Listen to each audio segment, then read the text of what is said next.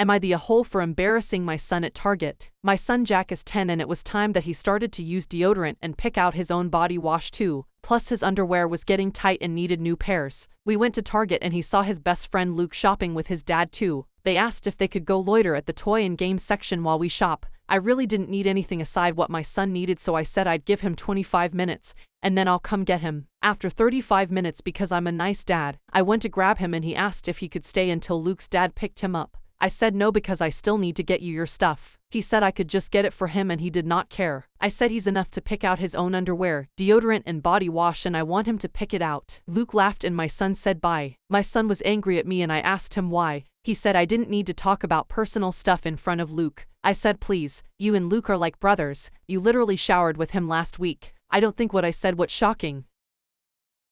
Am I the a-hole for telling my roommate my stripper pole is staying in the living room? A few months ago, I female 20 decided I wanted to take up pole dancing. I told my roommates Amanda female 20 and Holly female 26 that I was thinking of getting one and installing it in the living room, and they said go ahead. Side note, we had no furniture at the time, so this pole was installed in an empty living room. A little while later, since nobody else was getting furniture, I got a couch off Facebook Marketplace. Holly also got a TV for the living room. Right after we got the TV, Holly demanded that we move the pole out of the backside of the living room so that the TV and couch could fit in the corner where the pole already is. I was confused by her request because the couch was already placed close to the center of the living room and there was an outlet available for the TV to go in front of the couch. I asked Holly why she wanted to move it into the corner, and she said because she wants a cozy little nook. I told her that the pole is quite difficult to move and install, and the pole being in its existing spot gives me enough room. The new spot she suggested would have me slightly in the way of the hallway, and I couldn't tell if there was a stud where she wants to move it to. Because of those reasons, I told Holly kindly that I wouldn't be moving the pole, and the couch can stay where it is on the other side of the living room, partly because I own the couch, and since she simply asked me, I'm allowed to say no. She didn't respond well to this. She contacted our rental company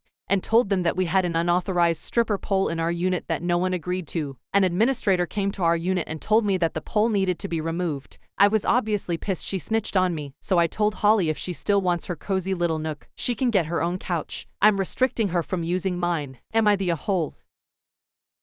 Am I the a-hole for not carrying my wife's purse? I 32-year-old male work fully remote and my wife 30-year-old female works 2 to 3 days in office. On days where she commutes in the morning, I wake up early with her, make us French press coffee while she gets ready, and I walk her to the ferry, which is approximately a 5-minute walk, and then approximately a 10-minute wait for the ferry onboarding. On our walks, she insists that I carry her purse, saying that her bag is heavy, that she has to carry it all day, and that if I carry it on the walk it would mean a lot to her. I told her that she's putting me in an awkward situation, where I need to either A, carry her purse, which I would prefer not to do, or B, have an argument first thing in the morning because I refuse to carry her purse. Maybe I am just stubborn, but to me, carrying my wife's purse, and then standing in line with all of the commuters waiting to board the ferry as I hold my wife's purse for her commute into work, is a bit emasculating and humiliating. She on the other hand thinks that it would be a nice gesture, and the fact that I find it embarrassing for me is irritating because I should care more about what she thinks than what other people think, and be comfortable enough in my own skin not to feel emasculated or humiliated. So what do you think? Am I the a-hole for telling my wife I don't want to carry her purse?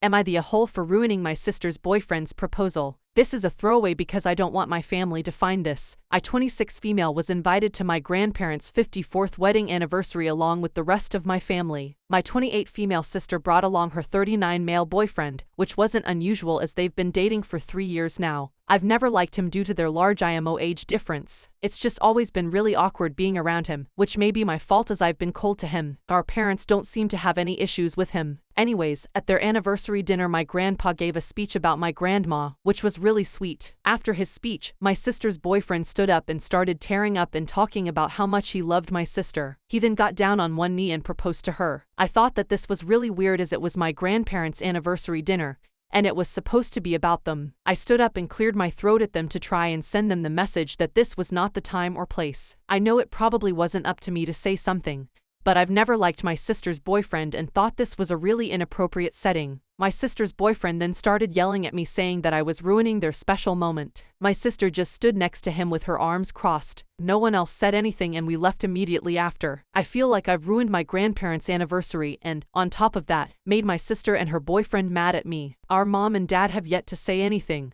and I can't stop thinking about how awkward the whole situation was. Am I the a-hole? Am I the a-hole for spending over $4,000 without conversing with my husband? I, 27 female, have been married to husband 29 male for 3 years now. I am 4 months pregnant with our second child together. I am a stay-at-home mom to our first child, and my husband has a steady job and provides for our family. This has always been the case, and as we both come from traditional families, this has never been an issue. My husband also manages our money and budgets as he is more skilled at it than me, and I usually run large purchases through him to make sure it fits in with the budget. This week I started having some sharp back pains that seemed abnormal for pregnancy. This is my second child. After several days of horrible pain, I decided to go to the doctor one day and leave my daughter with my mom. The doctor did a general checkup and agreed that it is possible that the pain is separate from my pregnancy, or could be caused by a pregnancy complication. Skipping the details, after that appointment and another a week later, services, an x-ray, medicine, and additional procedures quickly accumulated to a Californian obviously grand medical total of over $4,000. After all of this, my doctor didn't come to a super solid conclusion. Whenever I returned, I talked to my husband about possibly seeing another doctor because I was concerned about the severity of my now severe pains on several locations that were not allowing me to sleep. The doctor still insisted it wasn't pregnancy-related. As my husband and I conversed, I mentioned the current medical bill of $4,000 and asked if that would add up with another doctor's visit. My husband freaked out and started yelling, asking if I thought we had that kind of money just lying around, and why I wouldn't ask him before agreeing to several of these optional procedures. I countered saying I thought we had an emergency fund and explaining how I never considered the doctor a big expense as it was always covered in my house. Our family insurance policies are interesting and do not cover nearly any of the money. My husband has been really upset and won't talk to me. He says that I shouldn't be going back to the doctor, saying that if I really had any real issues, the doctor would have already found it with all of the procedures I had done.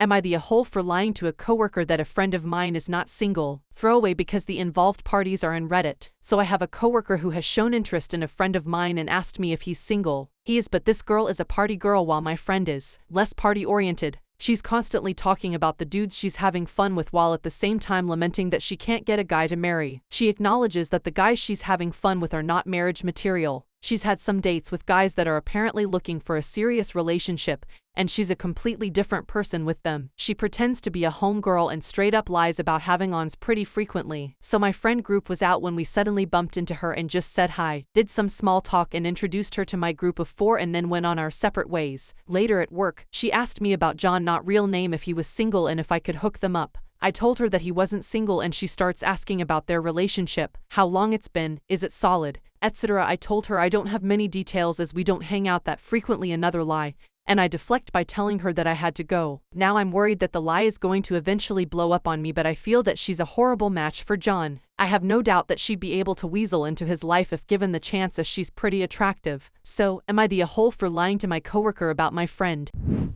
Make sure and subscribe.